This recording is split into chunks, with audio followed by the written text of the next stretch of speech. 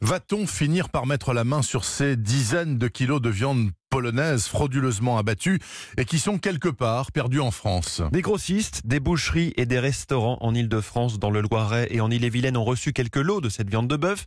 Mais l'opération de retrait de la marchandise n'est pas simple car ils ont été mélangés à d'autres viandes. Sachez tout de même que la cuisson permet d'éliminer le risque bactérien. La France n'est qu'un des 13 pays européens vers lesquels la viande suspecte a été exportée. L'affaire a été révélée par une chaîne de télé polonaise, TVN 24. Son journaliste s'est infiltré dans un abattoir.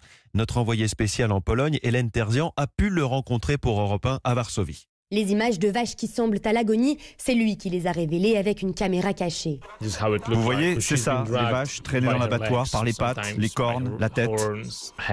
Le journaliste Patrick Stepaniak s'est fait embaucher 3 semaines dans l'abattoir désormais fermé.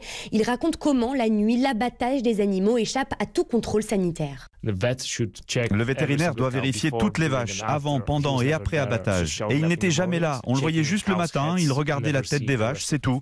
Pour valider qu'une viande est saine, le chef nous demandait d'utiliser le tampon du vétérinaire à sa place.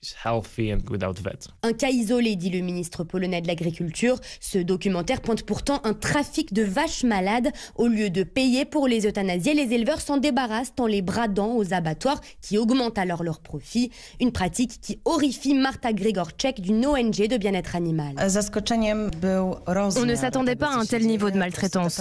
De toute façon, le problème va persister aussi longtemps que des animaux seront élevés de façon industrielle. C'est toujours une question d'argent. La viande en question ne présente pas de risque pour la santé du consommateur, dit Varsovie. Une équipe d'experts européens sera en Pologne dès demain pour évaluer la situation. Varsovie, Hélène Terzian, Europe 1.